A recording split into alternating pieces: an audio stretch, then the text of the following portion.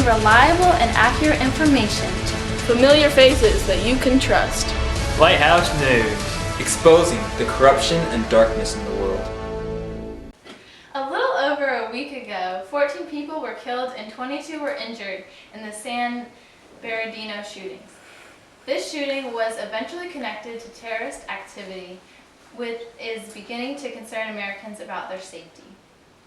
On with us today is Lieutenant Colonel Nicholas Klein, Lighthouse News military analyst. Nice to have you on the show, Colonel. Thank you. It's nice to be here. So, tell me, Colonel, do you think there's any reason to be concerned over the threat of ISIS? Well, Diana, there seems to be a disconnect between our current administration and the United States military, and this is concerning. You know, during the War of 1812, the English brought in a relatively small force, which wouldn't normally be a threat, except President Madison was not in touch with his military, and so that led to the burning of the White House.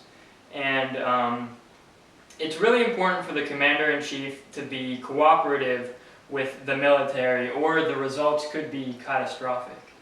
And Colonel, what can you tell us about U.S. current relations? Well, Diana, here's what I know. The current administration has repeatedly ignored the Intelligence Committee, the military community, and the congressional committees. So it seems like the President Obama is in denial. He thinks that the threat is contained, but the fact is, Diana, it isn't.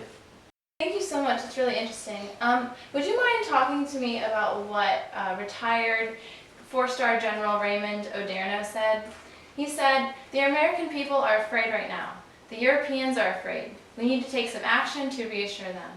Can you tell me about your thoughts on that, Colonel? Well, the President has about a year left in office, and the way I see it is this.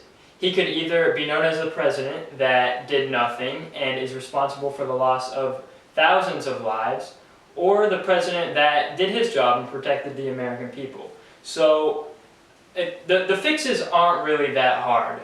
He has to reform the refugee vetting process. That's a very big issue, and I do believe that his administration is working on that right now. Secondly, they need to define the enemy. I would say that it isn't just ISIS who's the enemy. ISIS is a subsection of the greater threat. So the greater threat being radical Islam. So we can eliminate ISIS down, but if we don't ensure that no other groups like ISIS are formed in its place, then it's all for nothing. So what victory is eliminating all the safe havens for radical Islamist groups. And if we can eliminate all of those safe havens, the breeding grounds, if you will, then we win. That's how we win. And finally, Diana, we should look into supporting Egypt and King Abdullah from Jordan, who are ready to deploy military groups. And if we can do that, if we can establish strong allies in the Middle East, then again, that's another way of winning this war. Thank you. Thank you so much for being on this show. We always enjoy having you. My pleasure.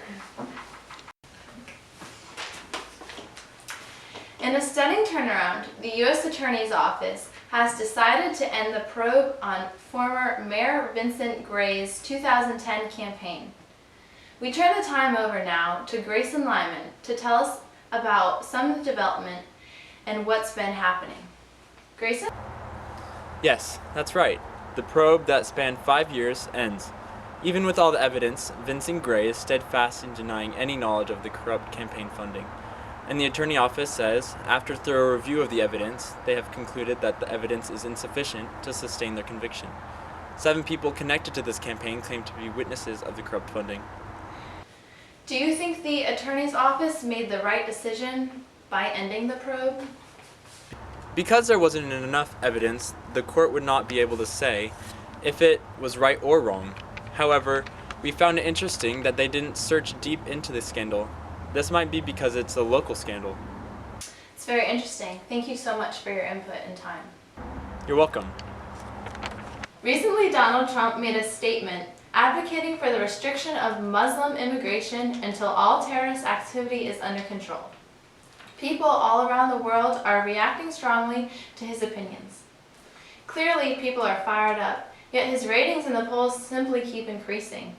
We have Dr. Julie Harris, a Harvard political science professor, here to discuss this. Thanks for having me here, Diana. Our pleasure. Now, Dr. Harris, what do you think of Trump's statements? Well, as we have seen, Trump's ratings have not dipped a bit since this statement. In fact, they just keep soaring up. We're really curious to know if Trump truly believes what he's saying or if he's just playing the deceptive game of politics to increase his ratings. If we examine Trump's past, we see that he has had several meetings and dealings with Muslims even in the past few years, and he has not had a problem with them then. Yes, many may be surprised by how contradicting that is. So I guess the question is whether Trump has changed his mind or if he's simply manipulating the American people. Exactly. We can't say for sure that either option is correct. That is for the voters to decide themselves. And of course, it is not as big of a deal what Trump says he will do as what he actually enacts if he is elected to office. I would just like to encourage all voters to get educated and decide for themselves what they believe is the best option for this country. Thank you.